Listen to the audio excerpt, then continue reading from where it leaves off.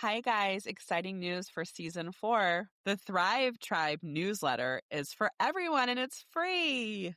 To sign up for our newsletter and to get more out of Chasing Brighter and engage with our amazing community, go to chasingbrighter.com/newsletter to get the latest updates. And every month we have freebies, so check it out. Welcome to the Chasing Brighter podcast, the podcast created as a guide to make midlife the best life. Are you ready to embrace the next chapter of your life with confidence and excitement? Your best life is just a listen away.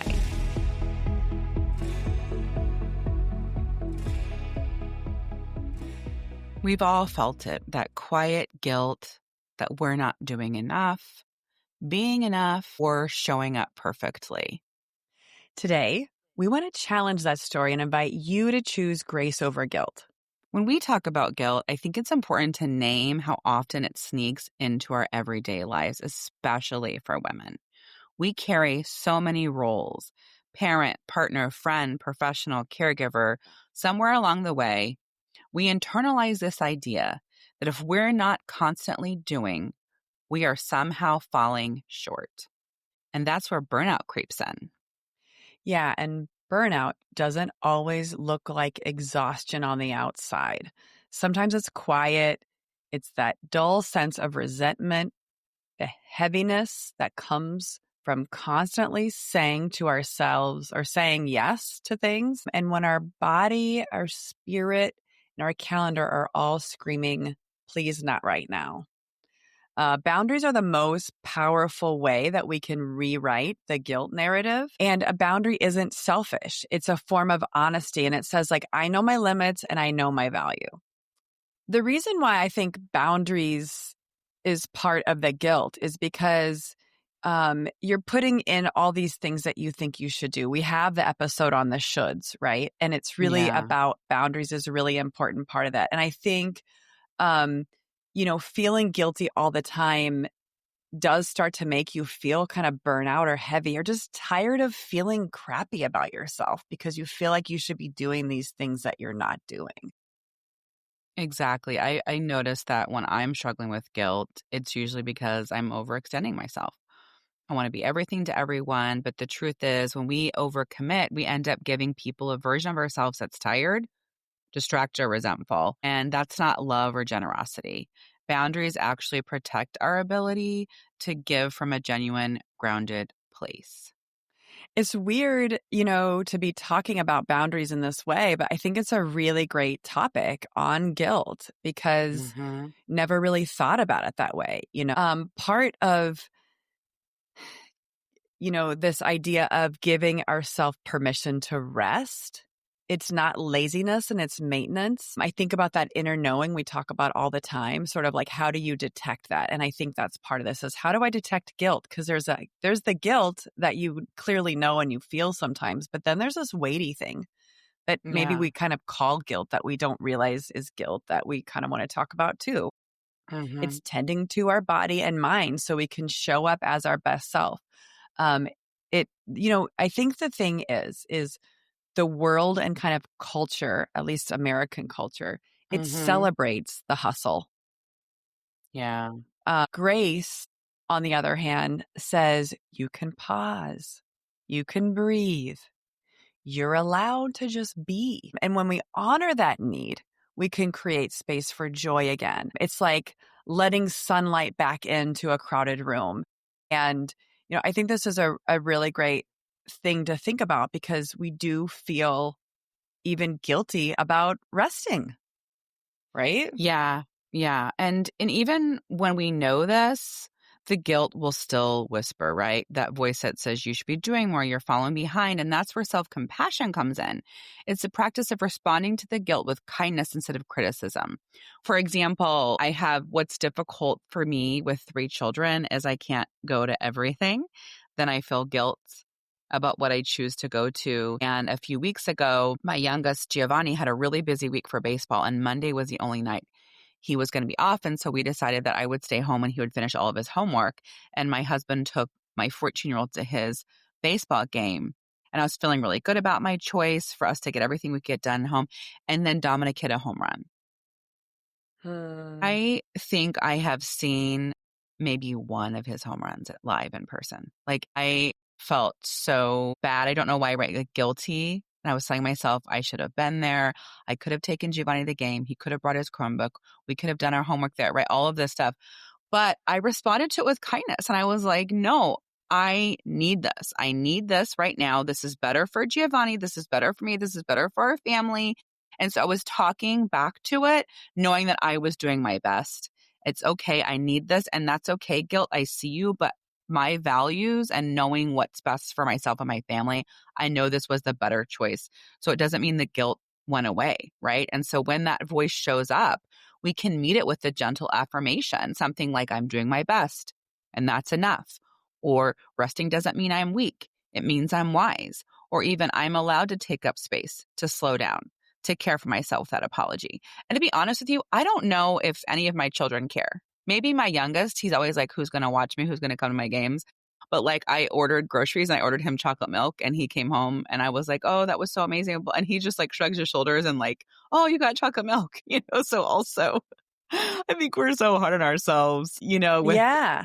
with that narrative of what we should be doing, like you're saying. 100%. I think those like gentle affirmation words are so powerful when you can say them out loud. Maybe that's part of it too, right? Is like literally saying them out loud.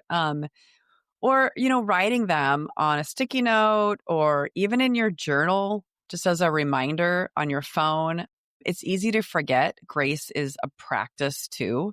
Mm-hmm. And it's not something that we can easily earn without practicing it. It's contagious too. So, when we see people around us honoring their limits without shame, it gives us permission to do the same. And I think that's part of this too, is even taking a step back.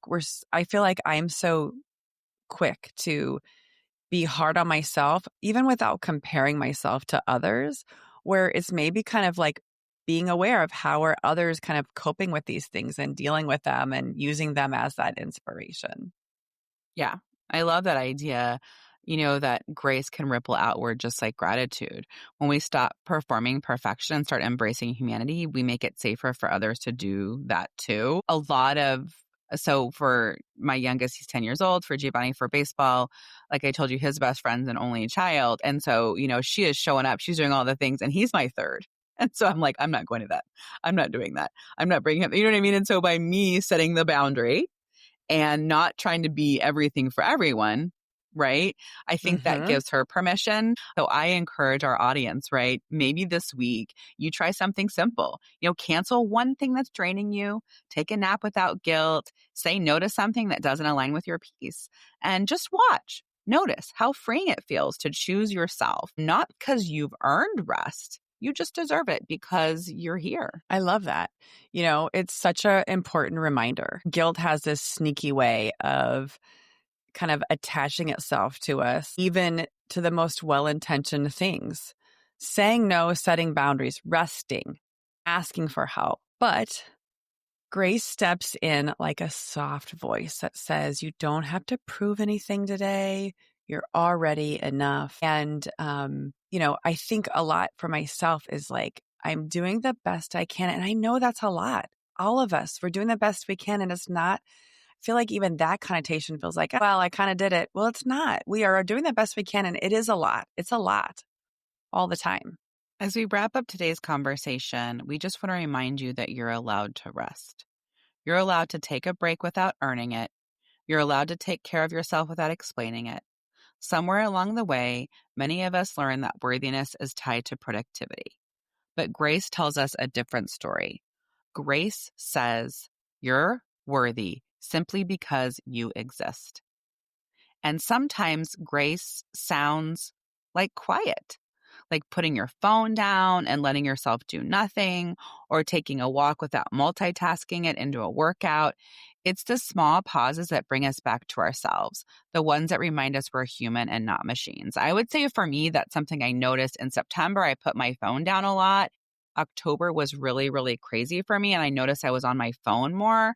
And so that is something that really, I talk so much about my struggle with worthiness tied to productivity. And so that's something I've been working really hard on and noticing. And that's the break I need of just putting my phone down. Putting my phone down has been a helpful boundary that has helped me through all of this process. I love that. I've really worked on time boxing my work more because I am somewhat self-paced or can control my calendar, but I'm also very busy with work right now, meaning I have a lot of meetings, I have a lot of client deliverables, and so I feel like for the month of October, I really tried to even though sometimes I felt like I was like sprinting, jumping off calls, jumping in, going to get the kids or whatever, I really tried to carve out moments in the day where I could just sit. Usually it's my lunchtime. Whenever that happens is Yeah. like my time to sort of just sit and rest in a lot of ways. And so part of this is that intention of like, this is my moment of like rest, and Mm-hmm. that's what I want to do. When you choose grace over guilt, we begin to like redefine strength. And strength isn't about pushing through exhaustion. That is something that's really hard for me to think about. It's about recognizing that when to rest and when to replenish. And so that's saying, I matter too. My time matters too.